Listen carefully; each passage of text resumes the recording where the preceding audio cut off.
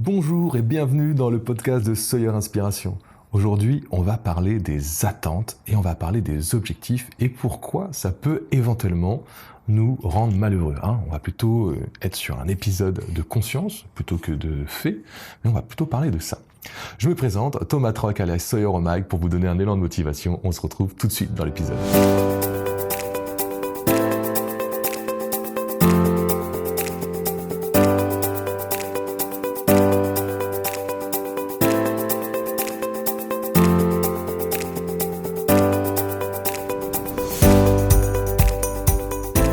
Aujourd'hui, j'avais envie de faire un épisode un peu différent. En fait, finalement, ils sont tous plus ou moins différents, mais de parler plutôt des attentes et des objectifs et du pourquoi ça peut nous rendre malheureux.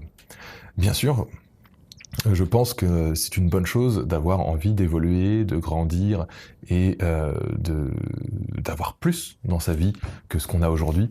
Je pense que c'est bien parce que je pense que la vie elle est un peu faite là-dessus et l'être humain est simplement en perpétuelle évolution et il grandit en permanence. Donc je pense que c'est une tendance assez naturelle de vouloir grandir. Mais là, on parle vraiment de l'aspect, on va dire, du développement personnel un peu poussé ou de l'entrepreneur qui a un peu trop d'objectifs ou d'une personne qui veut s'en donner trop pour plusieurs raisons, de vraiment changer de vie financière ou changer de vie personnelle, ou vraiment des gros objectifs. Et avec un gros travail de développement personnel au quotidien qui finalement met en lumière à chaque fois ces manquements. On est plus dans ce cas-là de figure dans lequel j'ai envie de discuter. Et du coup, le fait d'avoir des attentes et beaucoup d'objectifs envers soi-même, est-ce que ça peut nous rendre malheureux? C'est un peu ça la question. C'est est-ce que ça peut nous rendre malheureux? Et est-ce que ça peut être un frein finalement à notre bonheur? Que ça peut être finalement peut-être même un frein à notre évolution personnelle? C'est un peu les questions que je me pose. J'ai pas de véritable réponse tranchée à cette question, mais on va essayer d'en parler un peu. Le fait d'avoir beaucoup d'attentes envers soi-même, c'est-à-dire, les attentes de couple, des attentes financières, des attentes de projet, des attentes de vie, des attentes. Rien que déjà quand on commence à évoquer ça de cette manière, on sent un petit peu cette lourdeur sur les épaules. On sent que c'est un petit peu lourd à porter finalement, toutes ces envies, toutes ces attentes qu'on a envers soi-même, tous ces rêves finalement, des fois toutes ces ambitions, ça peut être lourd. Et ma question, moi, derrière, elle me dit, mais est-ce que tout ça nous empêche pas, des fois, un peu de bien vivre notre moment présent pour vraiment en profiter? Est-ce que le fait d'avoir trop d'attentes, des fois, nous emmène pas simplement à perdre l'instant d'aujourd'hui? Je vous avais parlé, dans un des épisodes derniers, d'un concept qui s'appelait une fois, rien qu'une seule fois, je sais plus exactement comment la formulation, mais que tout ce qui nous arrive n'arrive qu'une seule fois. Et pour essayer d'être finalement plus concentré sur le moment présent et de mieux vivre les choses. Et je pense que quand on a un peu trop d'attentes, trop d'ambition, trop de choses, on peut vite se défocuser du moment présent et puis d'être toujours sur l'avenir et d'être toujours focusé, donc toujours avoir l'attention, pas l'intention d'évoluer, mais l'attention aussi sur ce qu'on n'a pas aujourd'hui et qu'on aimerait avoir. Si on prend l'exemple de quelqu'un qui a plein d'objectifs pour être quelqu'un d'ultra confiant alors qu'il part de très bas, tous les jours, s'il a un gros système de développement personnel, il va peut-être se mettre dans les dents tous les jours, ah oui, je suis pas assez. Je vous retranscris ça d'une manière un peu simple, c'est-à-dire que si on a une attente où on se dit, je vais prendre le cas du régime, parce que je sais que ça touche beaucoup de personnes, les attentes physiques et tout, et du coup, des fois, ça permet de mieux comprendre un peu les choses. Si mon objectif, je suis quelqu'un qui a 10 kilos de trop, à partir de ce principe-là, et j'aimerais avoir un ventre plat, être un peu plus musclé, voilà, d'être un peu mieux dans mon corps, plus souple, et ainsi de suite. Ça, c'est l'objectif. Et si tous les jours, je me suis donné un objectif, dans 3 mois, perdre 10 kilos, voilà, pourquoi pas, allez, dans 3 mois, et puis de garder avec un but ultime qui est de garder une silhouette toujours musclée et bien dans sa peau, tout le reste de ma vie. Donc ça, clairement, moi je trouve ça c'est des beaux objectifs, c'est des objectifs qui sont intéressants, qui nous permettent d'avancer. Bon, le côté après, perdre 10 kilos, c'est intéressant parce qu'il est quantifiable. Mais aujourd'hui, je suis beaucoup plus dans une logique de processus que de quantification. On en parlera aussi, on pourra en parler un petit peu tout à l'heure, si j'oublie pas. Et donc du coup, on prend ce principe-là, voilà, où tous les jours, il va aller, par exemple, se peser. Tous les jours, il va se peser. en sachant que dans 3 mois, il doit faire 10 kilos en moins. Ça veut dire que, déjà, dans ces 3 mois-là, hein, si on prend vraiment que cette plage horaire de 3 mois, tous les jours, on va dire à notre cerveau, regarde, tu n'as pas encore fait ce que tu veux faire. Regarde, tu n'as pas encore fait ce que tu veux faire. Regarde, tu n'as pas encore fait ce que tu veux faire.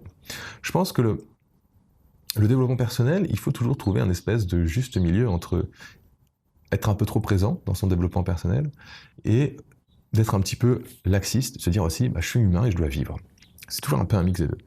Le fait, par exemple, si on reprend cet exemple hein, qu'on avait, si tous les jours, en fait, on va se réveiller, on va faire notre routine, on va lire des trucs, et on va lire ce qu'on doit faire, nos objectifs, et on va se dire, bah, en fait, le cerveau peut interpréter ça comme « Ah bah j'ai toujours pas ce que je voulais, j'ai toujours pas mes 10 kilos de moins ». Et pendant 3 mois, tous les jours, vous allez vous dire en fait quelque chose de négatif. Parce que là on parle de quelque chose quantifiable, quand c'est un objectif un peu quantifiable. Oui, peut-être que le but derrière c'est d'être en bonne santé, d'avoir un corps svelte et d'être bien dans votre peau. Je trouve que ça c'est intéressant, c'est un but, il n'est pas forcément défini dans un temps. Et c'est ce qui va, souvent on dit on crée un but et après on va mettre des objectifs en place pour pouvoir atteindre ce but. Et ça reste une démarche de toute façon totalement intéressante et qui fonctionne. Par contre je pense que quand on commence à en avoir un petit peu trop partout et qu'on en fait un peu trop, bah, on peut sûrement être moins heureux finalement. D'être moins heureux parce que bah, si tous les jours on se dit bah ah, tiens j'ai pas encore les finances que je veux, ah bah j'ai pas encore le corps que je veux, ah bah j'ai pas encore ce que je veux, même si on se dit ça, en fait même si on lit des objectifs, le cerveau lui peut interpréter ça comme ça. Si je lis le matin, tous les matins je dis bah tiens cette année améliorer ma vie financière de 1000 euros par mois, dans 3 mois perdre 10 kilos, améliorer mon couple ou trouver une copine dans les prochaines semaines. Je dis n'importe quoi. Voilà. Et tous les jours, en fait, quand je lis ça, ok, ça me donne deux choses. Je trouve ce qui est intéressant, c'est que j'ai un cap quotidien de me dire bon, faut que j'améliore ça par là. Ça c'est bon. Par contre, on a aussi l'effet un peu pervers qui est derrière. En fait, le cerveau tous les jours quand il lit ses objectifs, il entend aussi ça j'ai pas, ça j'ai pas, ça j'ai pas. Donc tu vois, c'est toujours un peu. Je trouve le développement un peu personnel, il peut être vite à double tranchant, et je pense que bah, c'est un peu comme... bah, des fois, il faut sprinter, des fois, il faut se reposer. C'est-à-dire qu'on ne peut pas toujours être dans le sprint. Essayer de courir en sprint pendant toute une journée, peut-être qu'il y en a qui y arrivent, hein, exceptionnellement, mais c'est pas vraiment possible. Je pense que ce qui peut rendre heureux, c'est des fois des phases un peu plus de sprint, des phases un peu plus de repos. Alors il y a des tendances comme ça, mais c'est vraiment le corps a besoin de des moments de repos pour pouvoir se ressourcer. Et le développement personnel, c'est un peu pareil. Des fois, on va en faire un petit peu trop. Après, il va falloir passer par une phase un peu de repos pour pouvoir être un peu plus heureux, retrouver un équilibre. Parce que c'est toujours un petit peu cette tendance qu'on peut aller, on va trop dans un truc, après on y va un petit peu moins. Il faut accepter un petit peu cette vague. Et voilà, je pense vraiment que ce côté-là, de fait d'avoir trop d'attentes envers soi, d'avoir beaucoup d'objectifs personnels et choses comme ça, peut nous rendre finalement moins heureux déjà au quotidien. Et voir, moi il y a un truc qui me fait peur, des fois là-dessus, c'est le fait qu'on peut passer à côté de sa vie. J'ai pendant longtemps, pendant à peu près 3 ans, j'ai monté de gros projets entrepreneuriaux et tout, et je n'ai vécu qu'à travers ça. Je vous en ai déjà parlé pas mal aussi autour de plusieurs business, et c'est parce que j'avais énormément d'attentes personnelles et financières, et puis besoin aussi, je pense, d'esquiver une grosse partie personnelle de ma vie. Et bah tout ça, en fait, maintenant, quand je regarde en arrière, je suis très content d'avoir fait ce que j'ai fait, d'avoir appris ce que j'ai appris à travers cette expérience. Par contre, je crois que ce que j'ai perdu dans cette année, c'est apprendre simplement à vivre. Et à travers toutes ces attentes, tout ça, je pense qu'on peut perdre finalement à un moment donné cette capacité de simplement de vivre au quotidien et d'accepter que la vie, bah des fois, c'est pas Ibiza, voilà, c'est pas la folie, c'est juste calme. Des fois, c'est un peu ennuyant. Des fois, c'est juste d'être là et puis regarder un beau jardin, le soleil se lever, et que c'est pas. Ça peut être palpitant intérieurement, hein, mais ça peut aussi ne pas l'être pour certains. Mais c'est la vie en fait. Des fois, on doit accepter qu'elle est des fois calme et pas forcément dingue. Et puis on veut pas toujours être dans l'effervescence, parce que si on est toujours dans l'effervescence, on est dans le même truc. C'est ce que j'appelle le sprint que je disais tout à l'heure. On est dans le truc. Bah si je suis tout le temps en train d'essayer de faire une tâche, il faut que je fasse ça, puis ça, puis ça. Même si c'est pas des objectifs, genre par exemple, demain je vais au sport à telle heure. Après je fais ça. Après je fais ci. Après je vais faire de telle activité et ainsi de suite. En fait, on est dans une journée de sprint où il n'y a pas de phase de repos, de phase finalement un peu d'ennui, de juste être dans la contemplation, dans la vie. Je pense qu'on a un peu perdu ce mécanisme-là avec nos sociétés actuelles, étant donné que, en fait, dès qu'on se repose, la génération d'aujourd'hui, hein, même moi, ça m'arrive très souvent, je me pose par exemple dans le canapé et je me mets sur le téléphone à regarder des trucs. Et si on regarde des trucs, en fait, le cerveau ne se repose pas, lui, le cerveau est encore en sprint. Euh, donc je pense vraiment que le fait d'avoir un peu trop d'attentes et pas savoir un peu marcher cet équilibre, on peut vraiment ne plus être focusé en fait sur le moment présent et de simplement vivre sa vie, simplement. Des fois, on peut en passer à côté. Je pense qu'on peut vivre une vie à avoir des attentes en passant à côté de sa vie. Et ça, je trouve ça un peu malheureux. J'ai pris conscience de ça, je crois, cet été. Pour moi, en fait, à la base, je me sentais avec toutes mes attentes, tout ce que je voulais et tout, et là, j'avais des attentes dans mon couple, j'avais des attentes dans ma vie, des attentes envers des gens, j'avais des attentes partout, j'avais des objectifs aussi, mais j'avais aussi beaucoup d'attentes. Je suis assez un rêveur, je suis aussi un mec qui aime beaucoup, qui a beaucoup de fantasmes en fait dans comment sa vie devrait fonctionner.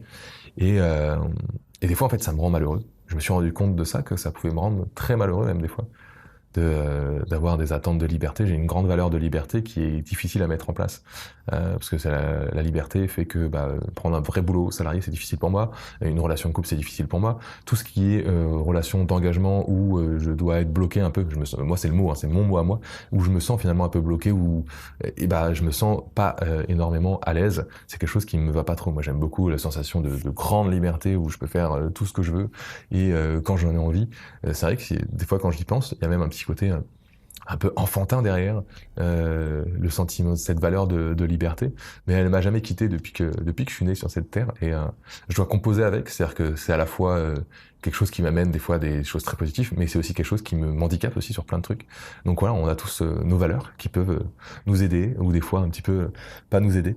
Et donc du coup, moi, ce sentiment de liberté m'a emmené à vouloir une situation financière très confortable, à vouloir mettre en place des choses, à avoir une vie qui est en adéquation avec ce que je veux. Donc finalement, j'ai passé quelques années à ne pas réussir à me contenter de ce que j'avais.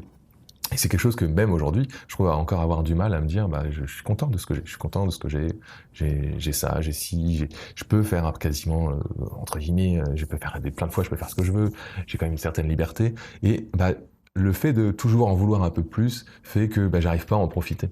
C'est vrai qu'on dit souvent cultiver de la gratitude, j'en ai parlé dans un autre podcast, je trouve ça important, mais je pense que c'est prendre le recul, de se dire finalement peut-être un moment, arrêter un peu d'avoir d'attente, faire une pause sans attente, et je vais vivre un peu comme ça ces prochains mois, prochaines années, tester un peu ce côté-là, d'avoir ce côté je sprint, je me fais une phase de repos. Je sprint, je me fais une phase de repos. Que ça soit dans mes projets entrepreneuriales ou que ça soit dans ma vie tout court. C'est-à-dire que je fais évoluer quelque chose, je fais un petit peu de repos pour prendre le recul nécessaire pour me dire est-ce que je continue là-dessus ou pas, quoi.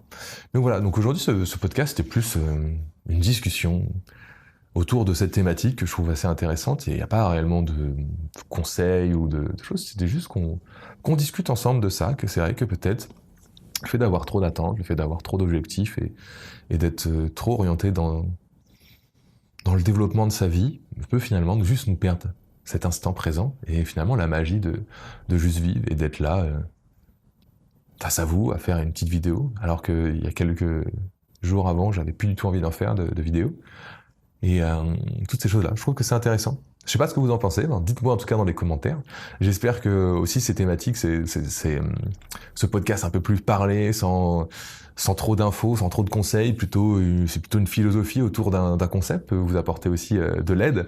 Dans tous les cas, comme je le dis souvent, hein, c'est qu'en mettant en pratique des choses dans votre vie, que vous aurez un véritable changement. C'est en essayant vous-même, en faisant vos propres expériences, que vous allez vraiment impacter votre vie dans le sens dans lequel vous voulez l'impacter.